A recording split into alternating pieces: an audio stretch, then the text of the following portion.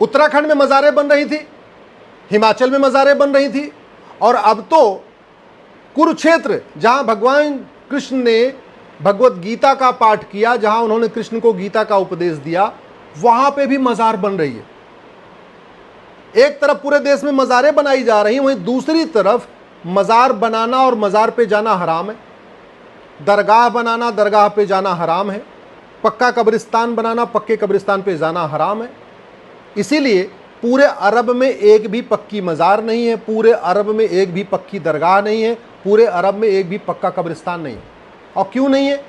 क्योंकि अजान में कहा जाता है ला इलाहा इल्लल्लाह, अल्लाह के अलावा और कोई इबादत के लायक नहीं है। इसका मतलब ये हुआ अल्लाह के अलावा किसी की इबादत करना ही नहीं है। इसलिए पूरे अरब में, कुवैत में, बहरीन में, दुबई में, जितने भी खाड़ी देश, ओमान में, कहीं पे भी मज़ार दरगाह नहीं है, क्योंकि उनका ये मानना है मज़ार दरगाह बनाना और मज़ार दरगाह पे जाना हराम है। इसलिए जो असली मुस्लिम है वो मज़ार दरगाह बनाते नहीं, जाते नहीं। अब सवाल ये है कि जब ला इलाहा इल्लल्लाह, अल्लाह के अलावा और किसी की इबादत हराम है, तो भारत में ये मज़ार बना बना के किसकी इबादत हो रही है? मज़ार तो इंसान की बनती है, और बुत परस्ती हराम है, तो फिर मज़ार पे किसकी इबादत हो रही है? फिर तो मज़ार पे जाने वाले को जहन्नुम में, मज़ार पे जाने वाला जहन्नुम में जाएगा, उसको जन्नत तो मिल ही नहीं सकती।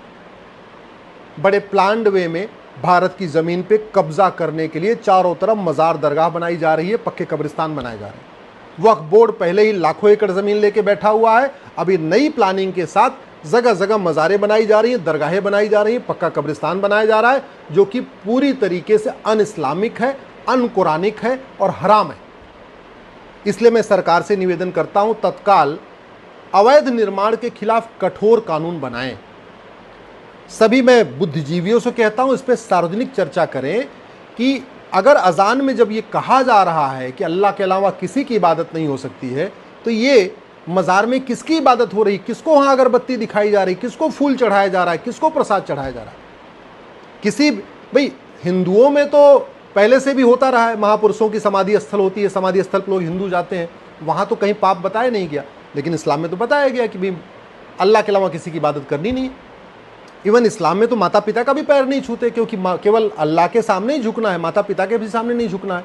तो जब माता पिता के भी सामने नहीं झुक सकते, माता पिता का भी पैर नहीं छू सकते, तो जाके मज़ार पे किसको मत्था टेक रहे हैं, दरगाह पे किसको मत्था टेक रहे हैं? और अगर चलिए हम मान भी लेते हैं कि भाई ठीक है, अरब का इस्लाम अलग है, भारत का इस्लाम अलग है, भारत वाले अरब के इस्लाम को नहीं मानते, अलग से इस्लाम मानते हैं, तो ठीक है, तो फिर अवैध निर्माण क्यों हो रहा है? सड़क के किनारे मज़ार दरगाह, हाईवे के किनारे अवैध मज़ार दरगाह, रेलवे स्टेशन के किनारे अवैध मज़ार दरगाह, एयरपोर्ट के किनारे किनारे मज़ार दरगाह, उत्तराखंड के सारे जंगलों में मज़ार दरगाह, हिमाचल के जंगलों में मज़ार दरगाह। ये क्या, ये कोई सोची समझी साजिश है? इस पर गंभीर चिंतन क्यों नहीं हो रहा है, चर्चा क्यों नहीं हो रही है? पहली बात, इस्लाम में बुत परस्ती हराम है, तो मज़ार दरगाह बनाना, मज़ार दरगाह पे जाना हराम है।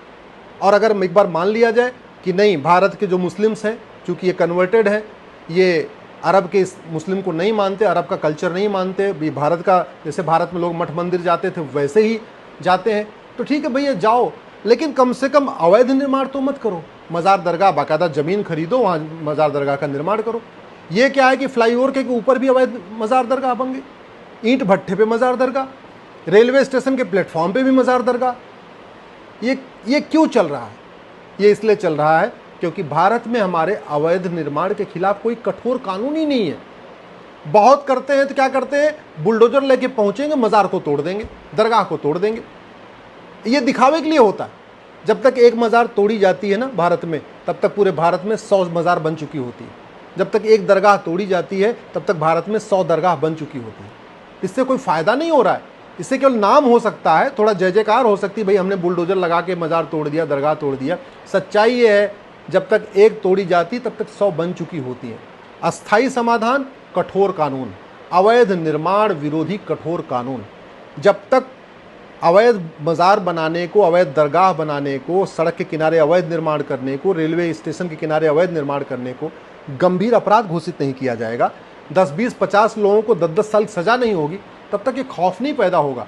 अभी तो यही हो रहा है कि ये काम करो, मज़ार बना लो, बहुत होगा, पुलिस आएगी, वीडियो अगर बहुत वायरल हो जाएगा तो पुलिस आएगी, उसको तोड़ देगी, इतना ही होगा।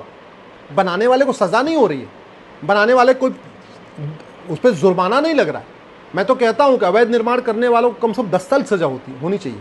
अवैध निर्माण करने वालों को कम से कम 10 साल का 10 लाख रुपए जुर्माना हो चाहिए, तब खौफ पैदा होगा, तब नहीं बनाएंगे। भाई चीन में अवैध मजार दरगाह तो नहीं बनती, सिंगापुर में मजार दरगाह अवैध निर्माण नहीं होता, अमेरिका में भी अवैध निर्माण नहीं होता, रूस में भी अवैध निर्माण नहीं होता, जापान में भी अवैध निर्माण नहीं होता। ये भारत में क्यों होता है? क्योंकि हमारा कानून सड़ा हुआ है। हम तूतू में करते हैं, बतौलेबाजी करते हैं, नूरा कुश्ती करते हैं, लेकिन अवैध निर्माण के खिलाफ कठोर कानून नहीं बनाते।